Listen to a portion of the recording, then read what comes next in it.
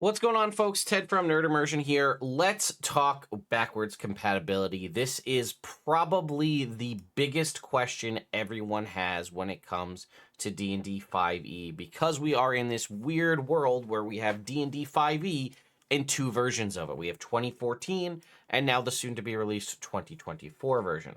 So here's the thing. WotC said up front that all of the stuff they're making will be backwards compatible. That also leaves some questions into about forwards compatibility as well. And they mentioned some of this specifically in the very first live stream video they did. They did also mention that there essentially is a sidebar within the player's handbook that will give you some more information about conversions, as well as referencing you to the rules glossary in the back of the player's handbook. This is the 2024 one, I mean. So, more importantly, comicbook.com did actually reach out to WotC on a couple of specifics to get some answers, and they went ahead and cataloged things pretty nicely. So while I could go back and just snip out the piece of the conversation from that original video that Jeremy Crawford, kind of explained the concept of it, it's probably a little bit easier to articulate to a text version of that from these comicbook.com articles. So I'm going to go ahead and use those. Let's go ahead and take a look. So, it says D&D players can still use their old characters in campaigns that use an upcoming rules revision, but there are some limits to how much mixing and matching they can do between the rules. Yesterday, this was again a couple days ago, talking about that first video. Since the launch of the 1D&D playtest in 2022, the D&D design team has noted that the 2024 core rulebook would be, quote, backwards compatible with the material released for D&D 5e. However, there's been some confusion as to what backwards compatibility has meant. And that's probably, again, the biggest thing that I've seen echoed in all of your comments is, what does that actually mean? So again, in that first video of the reveal, it says the D&D design team explained that the 2024 core rulebooks are meant to, quote, override the 2014 rules when applicable, but players can still use characters made using the older 2014 Player's Handbook. So a campaign can be played with a party made up of characters made using characters with the 2014 Player's Handbook or the 2024 Player's Handbook. However, if the game has a character made with a 2024 Player's Handbook, the DM and players should use the 2024 core rulebooks. Now, what they mean by that more than anything is like a base rule mechanics, right? So like the things that are not tied specifically to subclasses or classes or things, like the way combat works, right? So they, for example, they changed the way inspiration worked is now heroic inspiration. They changed the way surprise works, so you're going to shift over to using the new kind of base core rules. And here's again the quote from Jeremy Crawford. We have designed the new Player's Handbook so that characters built with it can be played with characters created with the 2014 Player's Handbook. If you are playing a 2014 character with 2024 characters, we have designed things so that the 2024 rules should be used in that situation. Those rules can handle a 2014 character being present, but the 2014 version of the rules will grind in a few places with 2024 characters. And again, some of those things we're talking about, they changed the name of certain abilities. Things are now called emanations. That's a language that doesn't exist in 2014. There are certain adjusts. That's probably the simplest way to think about it, is just where we changed the thing, like the concept of a D20 test, right? Which was just like any kind of D20 roll. That language doesn't exist. Things that are rerolls could be advantage. Things that are advantage could be rerolls. Things like that that work if you go with the 2024 and use that to just overwrite. But when you're taking a character using the newer rule set and trying to port them back, it might not work out as well. And again, they didn't say it won't work at all. They said it will grind in a few places, which means that it would more or less be on you as the DM to make it work. Additionally, players will still be able to use existing 5e adventures with 2024 characters without issues. Again, players should use the 2024 rules if a 2024 character is present, but adventures themselves should be compatible with the new rules. And that's never really been in question. That's even why they said what they did is they kept the challenge rating of all of the monsters. Even they updated all these monsters in the 2025, I guess, monster manual. Those monsters challenge ratings will not change, so that again, if you were to look at like character design or encounter design or any of the previous things, and it says like this, run an encounter suitable for challenge rating 4, or challenge rating 4 encounter or something, you could still use even the newer monster manual and it would be fine. They've just adjusted the power level of the monsters and the various challenge ratings to be more in line with what they should be. So that has never really been in question. That the adventure module, so even if you play with an entirely brand new 2024 table, you could still go back and play the original starter set of Lost Mines of Phandelver, and there should be no issues there. Says the D&D design team also provided some clarification about how to use older content with the new character creation rules. For instance, the new 2024 Player's Handbook will give guidance on how to use older races, now called species, in the 2024 rules, and backgrounds for characters made with the 2024 rules. However, it's currently unclear whether a player can use a subclass that did not receive an update, such as many of the subclasses from Tasha's Cauldron of Everything or Xanathar's Guide to Everything, with the 2024 character creation rules. More recent playtests indicate that some classes in the 2024 Player's Handbook would have subclass features activate at different levels than in the 2014 Player's Handbook, which can make older subclasses, and then it updates to this article here where basically the answer is yes. Dungeons & Dragons confirms that old subclasses can be used with the 2024 class rules. So we'll read this. It says, we talked all about this. There's still some confusion. A common question that's come up on the internet is whether existing subclasses originally made for what Wizards of the Coast is calling the 2014 rules can be used with the new class rules found in the new Player's Handbook. For instance, can the Blade Singer, a popular wizard subclass, be used with the 2024 wizard rules? Comic Book has received confirmation from Wizards of the Coast that older subclasses can be used with the 2024 character class rules. Assumably, this means there will be guidance in the Player's Handbook on how to do this, similar to how players can use races and backgrounds from older books to use when making characters using the 2024 rules. One thing to keep clear, players should not mix abilities from the 2014 subclasses with their 2024 subclass equivalent. So for example, if a player chooses to build a 2024 assassin, a rogue subclass, they can't swap in a feature from the 2014 rule set in place of a similar feature in the 2024 rule set. I think that is clear, but it's good clarification. Likewise, the players can't build a 2014 assassin, but utilize a 2024 subclass equivalent to a subclass feature. And again, the 2024 Player's Handbook comes out on September 17th.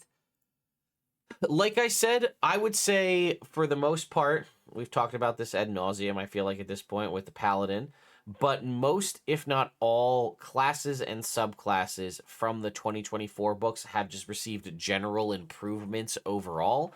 So I would say more often than not, you're going to want to stick with the 2024 rules updates because it's just going to be better off, more options, more things you can do with your character.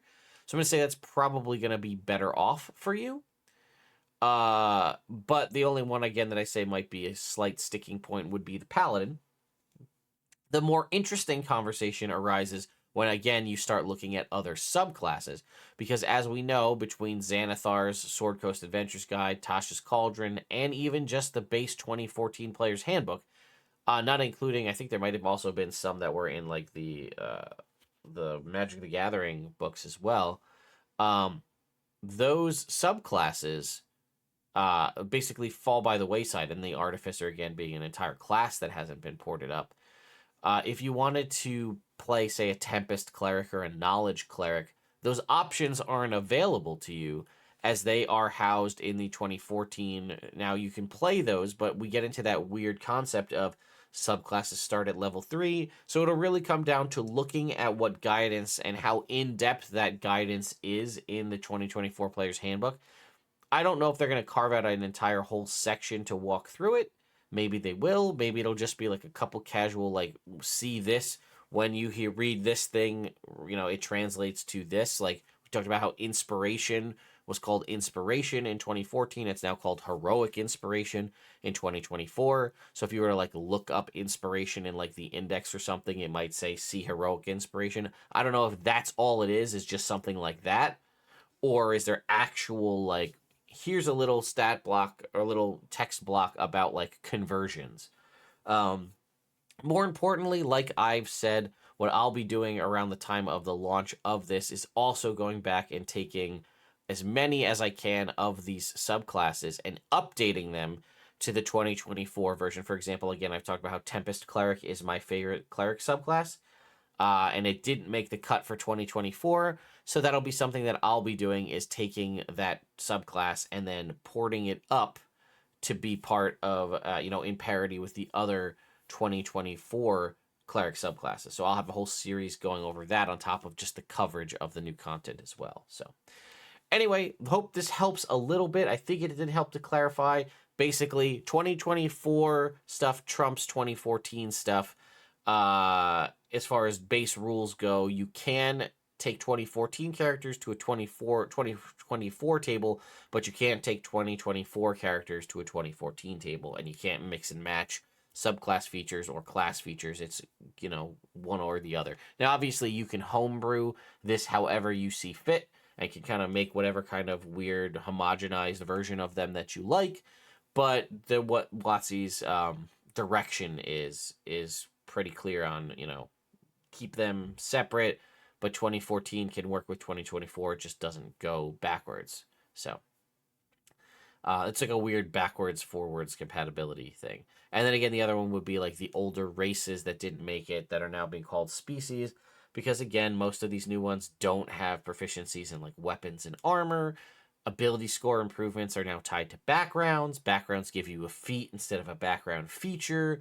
Little tweaks and changes there that might need to be made to kind of bring somebody who was bringing a 2014 character to your table if that's playing 2024. And that actually brings me up to another question. Based on what you've seen so far, and remember, consider that a lot of the Unearthed Arcana seems to be relatively close or dead set on to the final version that we'll probably see in September. What are you going to do at your table? Are you going to go, if you're, okay, a couple of things. One, going forward, what are you going to do? Are you going to just be like, I'm a 2024 table, and that's just what we're going to use? Are you going to say, like, I'm going to go kind of like a hybrid, and I'm going to allow 2024, and maybe we do some porting people up if they have a specific 2014 subclass that they really like? Because also what kind of sucks is a lot of you have all these cooler, newer subclasses that were designed, like Twilight Cleric or Peace Domain and all these other ones that were more recent designs, and they won't be coming forward in the 2024 book because it's mostly the old stuff being updated. So like you might have really wanted to play like a Twilight Cleric, but when you look at all the 2024 rules and you're like, well, it's not there. Do I just bring my 2014 character of the Twilight Cleric into that 2024 game? So as the Dungeon Master, what's your outlook? Only going 2024, only sticking 2014 and just ignoring all of this? Or are you going to kind of allow your players to do a hybrid where, like, yeah, I'm going to primarily adopt 2024 rules in all aspects, but if there's desperately a subclass you want to play from 2014, you can do that at the table? Are you going to then homebrew them to upgrade it, or just kind of let it fall where it may? And what if you have a campaign already underway? Are you going to just ride out that campaign as it was all the way to the end? Or are you going to let players kind of jump in and make, like, rework and retool their whole characters to now be 2024? I have already started adopting in my Phandelver and Below campaign on Wednesday. I already started adopting stuff we saw in the Unearthed Arcana to my game. For example, I adopted the updated healing rules, which was basically bumping up all of the healing spells to be 2, like Cure Wounds cures 2d8, Healing Word cures 2d4, and it's an additional 2d4 or 2d8 with each level of upcast. I have already adopted that at my table because I really like that rule. So there's a handful of different things out there where I'm looking to see, like, how are you going to adopt these? And that's say I'm already playing like a hybrided homebrew version of it. But, that's another option, right? You could just kind of mix and match. So I want to, when the book is officially released and my players have access to it, ideally I would like to convert them all to 2024. But I have a Glory Paladin and a Life Cleric. So they actually have their subclasses and their updates are in the 2024 book. But then I have a Wildfire Druid and a Undead Warlock slash Mastermind? Inquisitive Rogue. And neither of those subclasses have made it into the 2024 book, so there would be some homebrewing there as well. But anyway, let me know your thoughts and opinions on this in the comments down below. See you all next time.